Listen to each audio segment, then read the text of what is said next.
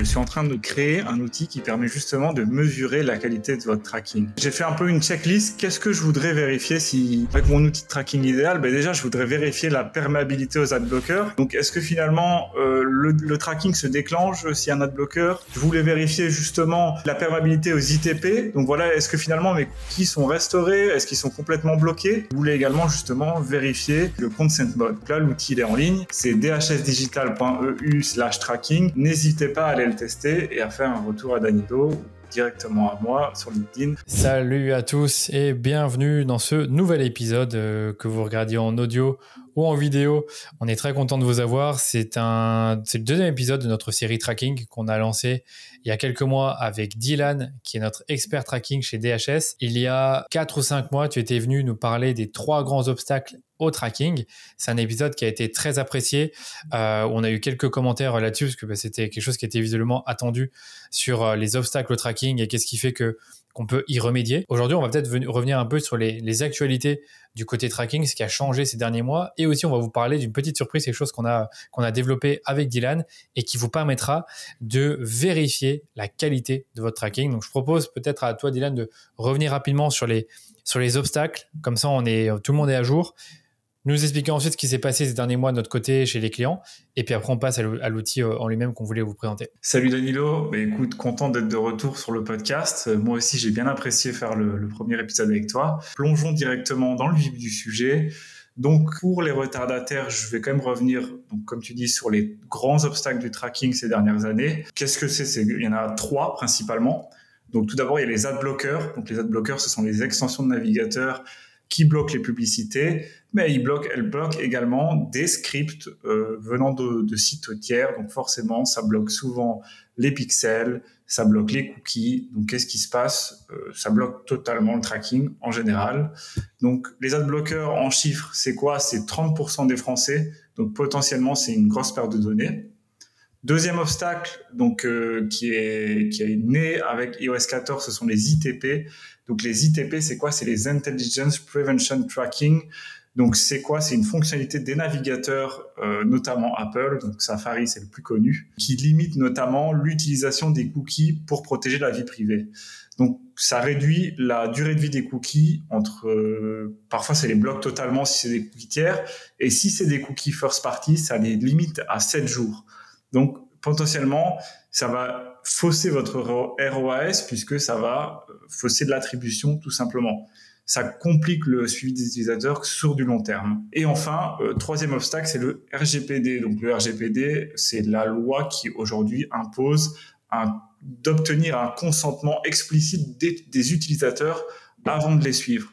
Donc, si l'utilisateur refuse, c'est impossible de suivre ses actions. Donc, c'est comme l'adblocker, il est totalement invisible. Et le Google Consent Mode dans tout ça? Donc, le Consent Mode, ça rentre plus dans le RGPD. Donc, le Consent Mode, pour rappel, c'est Google qui se plie au RGPD et qui demande justement pour Google Ads qu'on implante une méthode qui lui permet à lui de savoir si l'utilisateur, il a bien accepté le consentement. Donc, ensuite, ils ont sorti le Consent Mode avancé qui permettait, via de la modélisation, de récupérer une partie, de manière totalement anonyme, une partie des infos de ceux qui refusent, des actions. Donc, on en parlera un petit peu plus durant la surprise du Consent Mode, mais ça, ce sont les gros obstacles du tracking aujourd'hui. Cet été, on a fait pas mal de modifications sur les tracking server-side de nos clients. Tu as observé des trucs qui avaient changé, qui faisaient bugger le tracking en lui-même. Est-ce que tu peux nous expliquer un peu plus? Oui, bien sûr.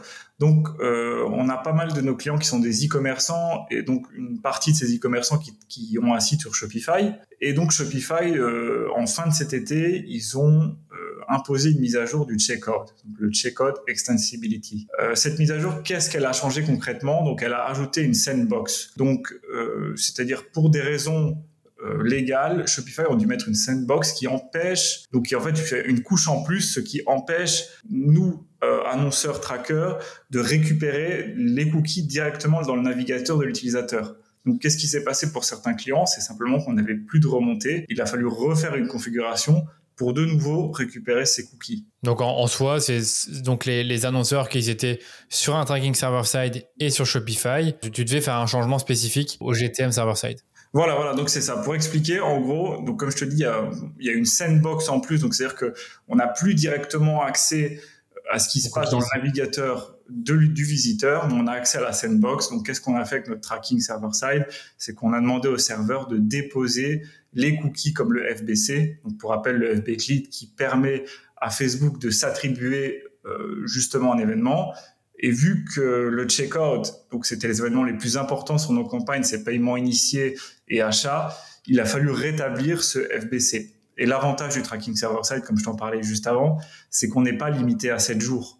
Donc ce FBC, on peut le restaurer sur 30 jours, sur 90 jours, sur 1 an, il n'y a pas de problème. Ça permet vraiment de suivre les utilisateurs de manière long terme. Donc, certains clients ont des cycles d'achat très longs. Il faut beaucoup de temps pour prendre la décision. Même si évidemment sur Meta, on va jusqu'à 7 jours, mais sur Google, on peut aller jusqu'à 30 jours. Ça, il faut le rappeler. Voilà, c'est ça. Oui, écoute, une autre petite nouveauté on entend de plus en plus parler, c'est le pilotage à la marge.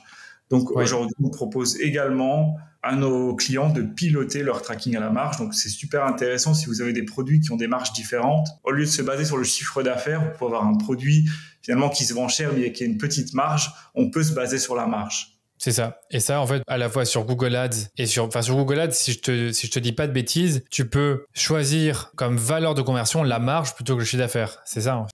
Voilà, c'est ça. Et donc, on peut être très spécifique, donc avoir une marge par produit. Donc, ça fait vraiment que tu vois, tu pilotes mieux tes campagnes. Parce que le pilotage à la marge, moi, je l'observe plus. En tout cas, j'ai plus entendu sur des comptes Google que sur des comptes Meta. Sur Meta, tu peux le faire aussi. Tu peux faire remonter la marge et après, tu peux calculer un indicateur qui sera pas cette fois-ci le ROS, mais le POAS, qui va être Profit on Advertising Spend.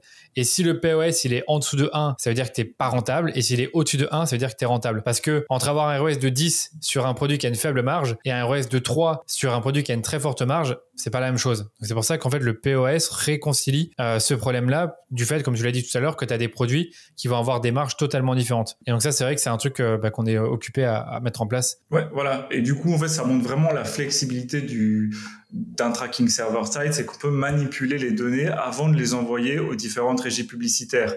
Donc, pourquoi? Parce que si on n'a pas le tracking server-side, cette donnée, elle devrait être du niveau du navigateur, donc du client, par exemple dans le data layer. Et je pense que personne n'a envie qu'il y a 2 clics, on trouve en fait la marge sur le produit. Bien sûr, oui. Ou le fait d'avoir du server-side, ça te permet d'injecter la marge directement au niveau de la couche serveur. Donc, personne n'y a accès et il n'y a que la régie et il n'y a que ceux qui ont accès au compte publicitaire qui peuvent se faire une idée de la marge. Un autre truc qu'on a mis en place cet été dont je voulais parler avec toi, c'est la balise New Customer. Donc, en gros, l'idée, c'est dans Meta, au lieu d'optimiser pour l'événement achat, peu importe que ce soit un achat d'une personne qui a déjà acheté sur le site ou qui n'a encore jamais acheté et qui est donc un nouveau client, avec la balise New Customer, cette fois-ci, on va optimiser pour des nouveaux achats uniquement, c'est-à-dire des nouveaux clients. Et ça, c'est vraiment clé parce que ça permet déjà de se rapprocher d'un coût d'acquisition de nouveaux clients dans Meta et donc de le calculer directement dans la plateforme. Mais aussi, comme j'ai dit tout à l'heure, de demander à Facebook d'aller chercher des nouveaux clients, des nouveaux acheteurs. Est-ce que tu peux expliquer plus en détail comment tu as mis ça en place et si tu vois d'autres bénéfices que ceux que j'ai cités là maintenant? Voilà, je pense que tu as très bien résumé les bénéfices. Donc, encore une fois, ça illustre la flexibilité du tracking server-side. Donc, ici, c'est quoi la mise en place technique derrière ça? C'est que au niveau du serveur, en comparant avec une base de données des clients, on peut dire si l'événement achat il a eu lieu par un nouveau client ou par un client qui était déjà existant. Et donc, ça permet d'envoyer selon le cas 1 ou le cas 2 un événement New Customer. Et donc, après, toi, tu peux optimiser sur cet événement New Customer. Quand tu fais des statistiques, des analyses que tu présentes au client, forcément, tu vas pouvoir lui donner son ratio entre anciens clients, nouveaux clients. Et je pense que c'est intéressant parce que finalement, dans l'acquisition, qu'est-ce qu'on peut faire? On peut trouver de nouveaux clients ou on peut fidéliser les anciens, non? Oui, c'est ça. Tu peux faire des campagnes d'acquisition et en fait, tu remarques que dans tes campagnes, tu vas avoir, 500 achats, tu vas avoir 400 nouveaux clients et tu vas avoir 100 clients existants ou audiences impliquées. Tu as peu de contrôle là-dessus, même si tu peux mettre une limite de dépenses. Mais même en mettant la limite de dépenses, tu peux pas totalement contrôler le nombre de ventes qui sont en autre que nouveaux clients. Alors que là, tu optimises réellement pour avoir que du nouveau client. Et après, dans ta campagne, tu peux quand même exclure les anciens clients et tu peux, si c'est une campagne Advantage Plus, tu peux dire à Meta que tu veux seulement 1% ou 5% ou même 0% du budget qui part dans les audiences de clientèle existantes. En gros, l'idée, c'est vraiment de tout faire pour forcer Meta en quelque sorte à te chercher un maximum de nouveaux clients. Et cette balise, c'est une autre façon de le faire. Puisque cette fois-ci, tu n'optimises pas pour l'achat d'un produit, que ce soit un nouveau client ou un ancien client. Et là, c'est pour l'achat d'un nouveau client. Donc voilà, c'est ça que je voulais ajouter niveau technique. Voilà. Et donc, c'est super intéressant. Donc, surtout si vous avez des gros volumes et beaucoup d'événements Oui. dans le monde, de justement ajouter cette granularité en plus du nouveau client. Forcément, si vous débutez et que vous avez peu de ventes, c'est pas nécessaire. Mais je pense que plus on grossit et plus justement avoir ces options dans le tracking comme piloter à la marge, connaître ses nouveaux clients, et il y a d'autres cas possibles, c'est super intéressant. Ouais, non, c'est sûr que je pense que ce que tu racontes là, je pense que c'est quand même pour des sites qui font au moins 1 million d'euros de chiffre d'affaires par an, donc c'est quand même pas mal puisqu'ils se permettent d'avoir un server-side, et dans ce server-side, ils se permettent de faire des ajustements comme ceux qu'on a cités. Bon, voilà. Et donc, pour tout de même, le server-side, je le rappelle quand même, c'est accessible à tout le monde. Même au niveau prix, on peut faire des server-side, même si c'est bien sûr très utile pour les clients qui font du gros volume, mais c'est également accessible à ceux qui font du petit volume. Oui, je suis d'accord avec toi sur le coup que le server-side, ça reste accessible. Après, ce que je voulais dire tout à l'heure, c'est que les vrais bénéfices du server-side, tu vas les voir sur un plus gros site, puisque tu vas faire plus d'ajustements techniques. Et tu as aussi plus de volume de données. Donc, si tu gagnes 15% sur 1000 achats, c'est plus intéressant que 15% sur 100 achats, tu vois. Ouais, c'est ça, effectivement. Là, on est d'accord. Je sais pas s'il y a d'autres trucs que tu veux raconter sur les choses qui ont changé, ou si on passe directement à notre... Non, je pense qu'on va passer à la deuxième partie. Je t'avoue que je suis impatient de présenter le projet. Ok. Et c'est vrai que là, il y en a qui vont peut-être nous écouter en version podcast. Est-ce que tu penses qu'ils pourront nous suivre malgré le fait qu'ils sont en podcast, Oui. ou est-ce qu'ils doivent passer sur YouTube? Écoute, je vais de toute manière donner les URL dans le podcast, donc il n'y a pas de problème. Après, si vous passez sur YouTube, forcément, vous avez la vidéo en plus, le partage d'écran, c'est top. Ok, ça marche, on mettra la vidéo YouTube dans l'URL, enfin dans les liens GitLab du podcast.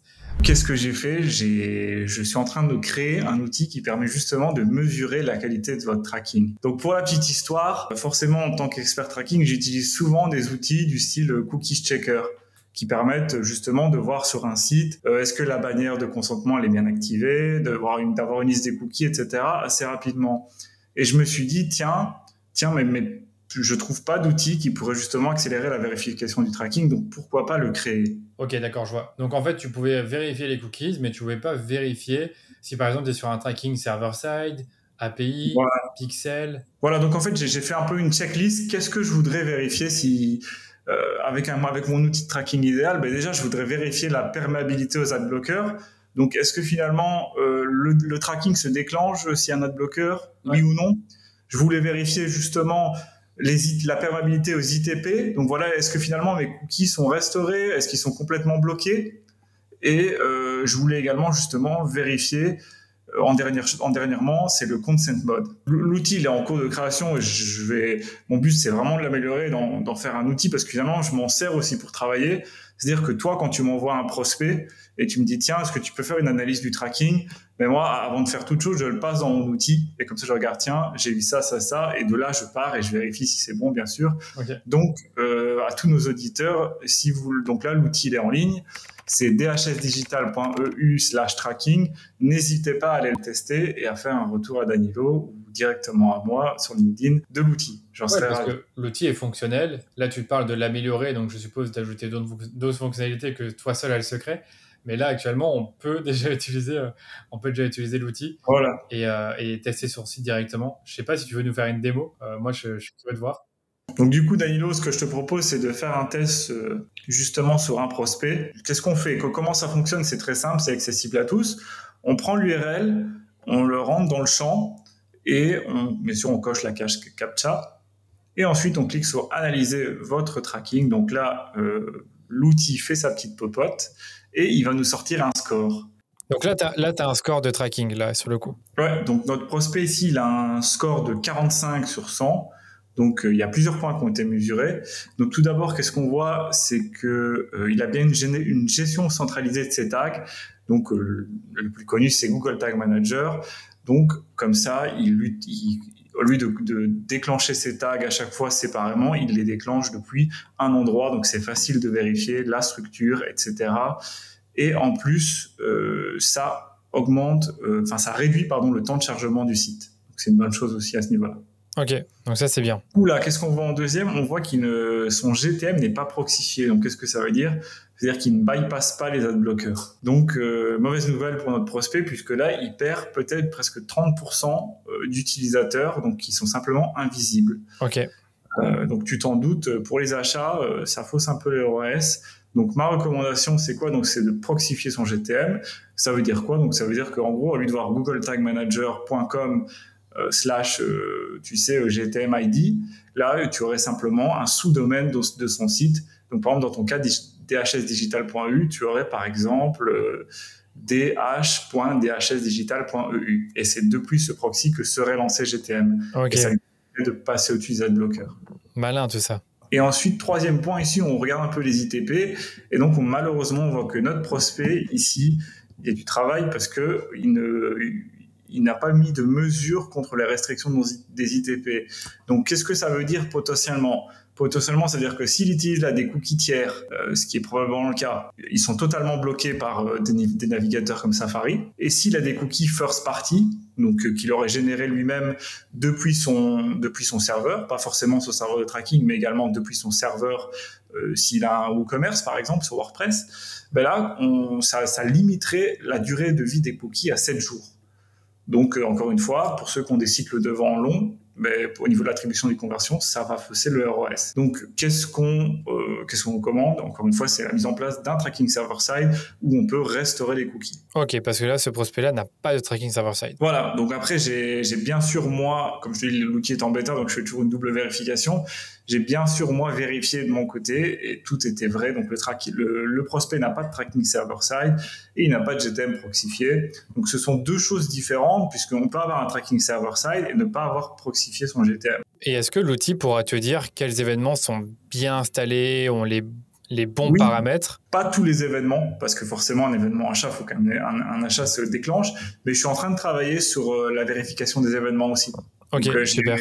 J'ai encore des cartes dans ma main. Ok, super, intéressant. Donc, sur le coup, je ne t'avais même pas posé la question avant le podcast, mais je me suis dit, tiens, ça serait intéressant de savoir aussi, du point de vue plus micro, quels sont les événements qui sont bien installés, ceux qui ne sont pas bien installés, quels paramètres il manque. Souvent, tu dis, voilà, il manque le paramètre FBC ou FB-click. Non, il y a FBC, c'est FB-click, pardon, et FBP, ouais. Pardon, FBP. Voilà, FBP.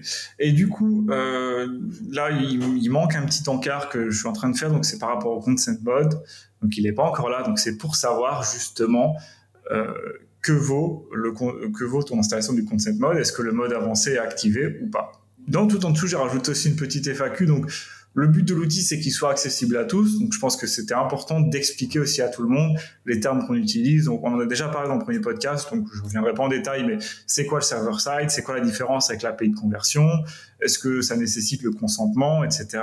Donc, tout ça, j'ai mis dans une FAQ et j'espère que ça va aider un maximum de gens. Ok, au top, merci beaucoup. Et moi, je voulais te poser une question. Est-ce que tu peux nous montrer un site où cette fois-ci, le tracking, il est de meilleure qualité? Dernièrement, on a monté un tracking sur QuickTalk. Donc QuickTalk, c'est un de nos clients. Et comme tu vois, ils ont un très long funnel. Donc, ouais. C'est important d'avoir un bon tracking parce qu'en gros, QuickTalk, ça permet d'avoir un numéro de téléphone professionnel. Donc, ouais. Il faut remplir dans quel pays. Voilà, il y a énormément d'informations à remplir. Et en gros, donc j'ai installé un tracking server type sur QuickTalk. Donc, ce qui est intéressant avec QuickTalk, c'était totalement custom. Donc, on n'est pas sur un Shopify, sur un WooCommerce. Donc, il n'y a pas d'extension. Il n'y avait même pas d'extension, on va dire, qui pouvait substituer un tracking server-side parce qu'il fallait tout faire à la main. On a profité pour leur proposer, ils ont accepté. Et donc ici, on met l'adresse directement dans l'outil. Donc on laisse l'outil faire sa magie. Et du coup, voilà, ici, on a, comme tu vois, on a un meilleur score. Donc on a 75%. C'est pas encore parfait. Et c'est parce que je suis en train justement de travailler, d'améliorer encore ce tracking. Donc qu'est-ce qu'on peut voir cette fois? Donc, on peut voir qu'on a bien un GTM, comme je te dis. Pourquoi? Parce qu'on centralise les tags, on déclenche les événements une seule fois au lieu de le déclencher plusieurs fois pour chaque régie. Et ainsi, on fait ça de manière très propre et ça améliore également notre temps de chargement. On voit que notre GTM, il a été proxifié, donc c'est-à-dire qu'il passe à travers les adblockers. puisqu'ils partagent le nom de domaine, donc dans ce cas-ci, quicktalk.com. Ils partagent le lancement de GTM, partagent le nom de domaine. Et ensuite, au niveau de nos ITP, comme je te dis, je suis en train de travailler dessus, on n'est pas encore à 100%. Donc, c'est-à-dire que j'étais très strict dans mon test. Si c'est pas parfait, je mets non. Pour l'instant, c'était assez binaire. C'est pas genre 50%, c'est oui ou non. Voilà, mais écoute, comme c'est une bêta, j'ai commencé avec mon idée, c'est vraiment de faire un MVP et ensuite d'améliorer avec le feedback des gens. Et donc tu penses qu'un jour, il pourra nous dire, sur la partie ITP, t'es bon à 80%? Voilà, c'est ça. Donc en fait, moi, ce que je veux qu'ils disent, c'est t'es bon sur tel navigateur, mais sur tel navigateur, t'es pas bon. D'accord, ok. D'accord. Voilà. Donc, il y a encore ça qui doit être amélioré. Ok, voilà. Super. Par exemple, t'es bon sur iOS 14, mais t'es pas bon sur iOS 16, puisqu'il y a eu deux itérations de l'ITP. D'accord. Il y en a une nouvelle qui va sortir, là, d'ailleurs. Ok. Et voilà. Du coup, comme tu vois ici, il y a encore un peu de travail. Donc, on est dessus. Et voilà. Donc, moi, mon but ici, c'est que chacun puisse justement, que ce soit accessible sans l'aide d'un expert, d'avoir une idée globale de la qualité de son tracking, c'est-à-dire que je peux donner, si on est au-dessus de 60% et qu'on a un business qui fait pas des millions, on est déjà très bien. Mais comme on l'a dit plus tôt, plus notre business fait du volume et plus on veut s'approcher du 100% parce que tout simplement on dépense énormément. Donc, du coup, c'est hyper intéressant tout ça. Et bon, pour ceux qui regardent le partage d'écran, vous voyez la partie recommandations. C'est moi qui avais proposé à Dylan de mettre les recommandations pour vous aider au cas où vous voulez résoudre les problèmes par vous-même. Mais évidemment, si vous avez besoin d'aide, vous n'hésitez pas en fait à nous contacter pour remettre à niveau votre tracking, que ce soit au niveau des ITP, du GTM et de l'adblocker. Voilà. Si vous voulez qu'on nous laisse prendre en main votre tracking, votre collecte de données, on est là pour ça. Donc, je pense que durant tout le podcast, on a donné des petits exemples personnalisés. Donc, n'hésitez pas à faire appel à nous. Et même si vous ne souhaitez pas faire appel à nous, n'hésitez pas à tester l'outil, à revenir vers moi, à me dire qu'est-ce qui peut être amélioré, qu'est-ce que vous voudriez voir. Parce que voilà, moi je me suis bien amusé. C'est la première fois que je développe un outil. Je me suis vraiment amusé ici et j'ai vraiment envie de porter le projet un peu plus loin. Oui, parce que notre but, c'est que vraiment l'outil puisse être utilisé par, comme tu l'as dit, par n'importe qui et après permettre à n'importe quelle personne justement d'ajuster son tracking là où ça pose problème. Après, évidemment, si vous avez besoin, comme on le disait tout à l'heure, d'une aide plus technique opérationnelle, il y a nous ou d'autres partenaires qui peuvent vous aider. Mais l'idée, c'est en tout cas de vous permettre d'évaluer la qualité de votre tracking, voir là où ça coince et après de trouver, comme je le disais avec les recommandations, d'avoir les bonnes recommandations en fonction de là où ça coince. Et c'est là où on est plutôt content du rendu MVP en lui-même. Et après, évidemment, le but, c'est de l'améliorer dans les prochains mois, prochaines semaines, mais plutôt prochains mois. Voilà, donc de proposer, comme je dis, une solution un peu, je pense également à des outils comme Ubersuggest, tu vois, où vraiment c'est des outils que tous les e-commerçants peuvent utiliser et ça permet de mettre un pied dans un domaine qui était inconnu pour eux jusqu'à là. Bah surtout Ubersuggest, ils ont commencé avec juste de l'analyse de mots-clés, puis après tu avais les backlinks, puis après tu as eu voilà, c'est ça. Tu as eu plein de trucs. Maintenant aujourd'hui, il fait tout l'outil. Voilà, c'est un peu notre idée. On sait bien qu'on ne viendra pas le prochain Ubersuggest du tracking, mais en tout cas, comme tu l'as dit, tu n'as pas encore beaucoup d'outils comme celui-ci qui existent et nous on aime bien l'idée d'avoir pu développer quelque chose qui soit un peu unique en lui-même. Donc à voir ce que ça va donner dans les prochains mois et on serait content d'ajouter en tout cas au fur et à mesure des fonctionnalités à cet outil et des choses qui peuvent vous aider dans votre tracking. Puis après peut-être que ça sera d'autres choses liées à Customer Data Platform. Voilà. On verra ça plus tard. Donc voilà, merci Danilo et à bientôt. Salut à tous, au revoir.